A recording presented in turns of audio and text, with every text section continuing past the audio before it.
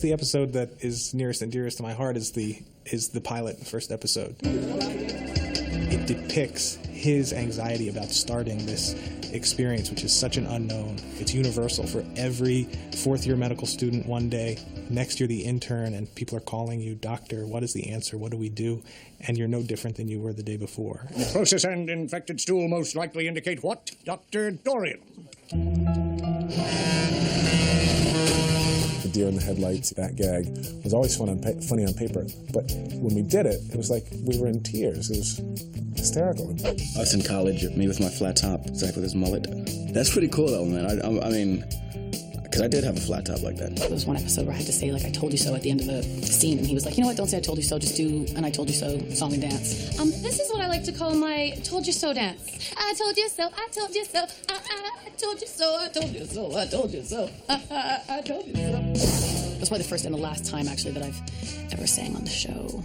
Anytime that there's a musical episode, I'm conspicuously absent. We did a musical Scrubs the first year. We had to put the surgeons and medical people against each other. We decided to do it like West Side Story.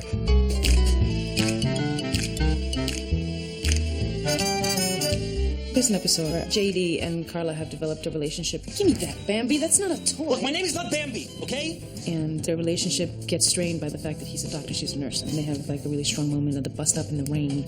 You're a doctor, and you think that you're better than me because of it. Carla, I do not think... Admit it right now, I'll never respect you again. Okay, sometimes that's true. I like the one where I come onto the floor, the ICU, and everybody who's alive, when I come on, I want them to be alive when I leave. Listen up. I have been cursed to work the night shift with you chuckleheads, which means if you screw up today, I'm going to hit you hard, I'm going to hit you fast. It's really Sarah's episode. Our writers really found her character and didn't make her a cute little girl anymore, but this really unbelievably vibrant young woman. And there's this great moment in it where Sarah's walking past camera, and Cox taps her on the shoulder and tells her to come here. And it's just great shot. If a movie director was here shooting it, it wouldn't have been any better. What part of Don't Say It did you not understand? Was it the don't, or was it the say it? Oh, and I like Help Me Help You to Sarah. That's the end of a scene. Help me to help you. Help me to help you, Barbie. Help me to help you. Help me to help you. Help me to help you. Help you. Help you. Help me. Help you. Help you. Help you. I should get to work. That would be lovely. One of my favorite moments from the first season is when Adrian Winter was annoying Elliot and going, wah, wah, wah, wah. And that was totally spontaneous on the set. I think we just, in the script, it said, does something annoying to Elliot. And we were doing that in the writer's room for weeks. If you're not going to help, get the hell out of my face and just go wait for your trust fund to mature. Dr. Reed, can I see you a minute? Dr. Kelso, I am so sorry. We should not talk about the first year without speaking of my old lady, right? Are you a good doctor? Kind of too soon to tell. For me, that was the first real emotional episode that we had done that really touched a lot of people's hearts. And of course, you know, I happened to be in the episode in a fantasy. Elliot became powerful, and Turk bonded with the patients in a way that he never had before, and JD sort of got through his first death. And she was okay with dying, and she sort of helped him, made him evaluate his life. That episode was directed by Mark Buckland, and it won a Humanitas Award. Finder. We had to go out into the parking lot and actually jackhammer a hole into the asphalt and dig a trench for her to emerge out of. And she comes out of the hole with her walker, you know. And that's when I realized this show is like completely different from anything I've been part of, you know. One of my favorite things about Scrubs is that even though it's a comedy, it really takes the time to slow down and deal with real issues, either in relationships or, you know, with the realities of working in a hospital. So we had an episode where we had to kind of live through and foreshadow JD and Elliot's romance, coming together, breaking up. You keep going back to the day that they spend their day in bed together, and they keep eating pizza, so the pizza becomes like a clock. The wheels are going down. It was a very inventive show where a shrink had been called in to talk to all of the doctors about their life. And of course, as they do it, a lot of interesting things get revealed.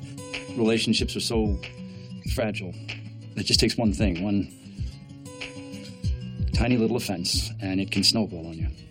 And it was very interesting. At one point, we had talked about, in order to get the show down, to cut it down And I really admired Bill when he said, I'm not going to do this to the actors.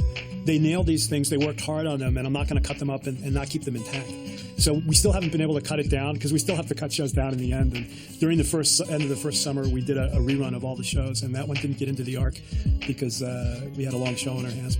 I've always been so sure about everything in my life. I was sure that I wanted to be a doctor, and I was sure that I was going to be married by the time I was 25. But relationships, I always heard that when they were right, they were easy. That even when things got hard, that they were easy. I wonder what she looks like. Why am I always in your fantasies? We've had some unbelievable guest stars and cameos on the show. I know he's got an unorthodox way of doing things. Now, everybody deserves a second chance. Am I right? I say J.J. Walker was big. Who are you? When you get to bring in these kind of pop culture, TV icons that we grew up with, it was exciting. I miss Jimmy Walker, man. For a while, I got a sense that Jimmy Walker was going to be like my sensei. You got a problem, man. The fact that Carrot Top would come on and be a fantasy of what the world's most annoying person could be made me laugh. All right, welcome to the ICU. Brennan's my #1 draft pick. Brennan Fraser. He was terrific. You usually get uncomfortable hugging a guy right about now. Bring it, baby. Brandon did a show under one condition. He said, I want to do it 2 episodes so I can actually come up with a character. Me so cranky. I'm not just playing Brendan Fraser, playing some swashbuckling version of himself. You're a little weird, aren't you? Just a little bit. To have John Ritter on the show was awesome. Dad? Hey, Mr. Dorian. Hey, boys, what's shaking?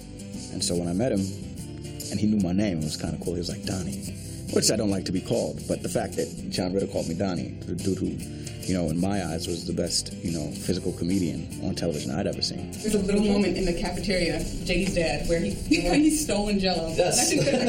He just comes and kind of places it on the table. How you doing, Elliot? When John Ritter was on, I liked it when he had Zach pull his finger and he farted. It was never written in the script. He just really had to fart. And it's on camera for everybody to see. It makes me laugh. Pull my finger. I'm not going to pull your finger. Pull my finger. See what happens. I pooed a little. Sean Hayes was nice enough to come in and play the Golden Boy intern that JD was competing with. Hey, man, how are you? Hey, how are you? Oh, okay. There that is. The best thing about it is all these characters were people that came because they knew us and liked the show.